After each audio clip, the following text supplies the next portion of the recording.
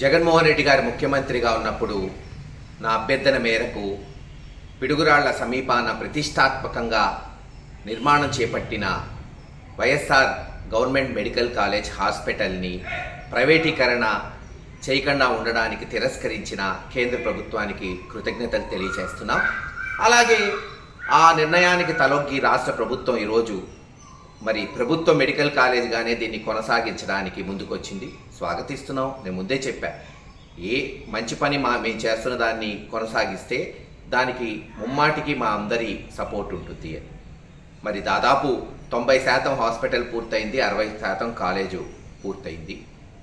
ఇటువంటి తరుణంలో దాన్ని ప్రైవేటీకరణ చేయాలని కేంద్ర ప్రభుత్వాన్ని రాష్ట్ర ప్రభుత్వం అడగటం, అది కుదరదని సూచనప్రాయంగా వాళ్ళు చెప్పటం. ఎందుకంటే ఇది మొత్తం నేషనల్ పాలసీ, జాతీయ పాలసీలో అనుగుణంగానే ఆ రోజున మేము జవహర్ రెడ్డి గారి ద్వారా సుమారు 200 కోట్లు తీసుకొచ్చాం.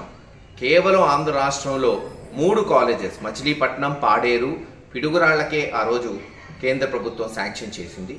కనుక దానికి తగ్గట్టే నేషనల్ పాలసీలో ఎక్కడా ప్రైవేటీకరణ లేదు కాబట్టి దీన్ని కూడా కేంద్ర ప్రభుత్వం తిరస్కరించింది. ఈరోజు రాష్ట్ర ప్రభుత్వమే ముందుకొచ్చి దీన్ని పూర్తి చేస్తామని నిన్న మంత్రి ప్రకటించడం చూసాం. కనుక త్వరలోనే దీన్ని పూర్తి చేసి, ఎందుకంటే ఇప్పటికే ఆలస్యమైంది. హాస్పిటల్ పోయిన సంవత్సరం జూన్ మాసానికే హాస్పిటల్ పూర్తయింది, 100 పడకల హాస్పిటల్ రెడీగా ఉంది.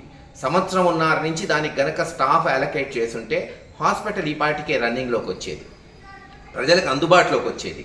ఈరోజు ఆరోగ్యశ్రీ ఆగిపోయినా పల్నాడులో పేద ప్రజలకి వైద్య చికిత్సలు అందించగలిగేవాళ్ళం. కాలేజ్ కూడా ఈ సంవత్సరానికి అడ్మిషన్స్కి వచ్చాయి. ఇప్పటికే ఆలస్యమైంది సంవత్సరంన్నర. దయచేసి ఇప్పుడైనా సరే ఈ రాష్ట్ర ప్రభుత్వం చిత్తశుద్ధితో పనిచేసి వచ్చే సంవత్సరం కల్లా దాన్ని అందుబాటులోకి తీసుకురావాల్సిందిగా డిమాండ్ చేస్తున్నాం. ఏది ఏమైనా మరోసారి ఈ పిడుగురాళ్ల మెడికల్ కాలేజ్ హాస్పిటల్ని, వైఎస్ఆర్ మెడికల్ కాలేజ్ హాస్పిటల్ని ప్రైవేటీకరణ చేయకుండా తిరస్కరించినందుకు కేంద్ర ప్రభుత్వానికి కృతజ్ఞతలు తెలియజేస్తున్నాం.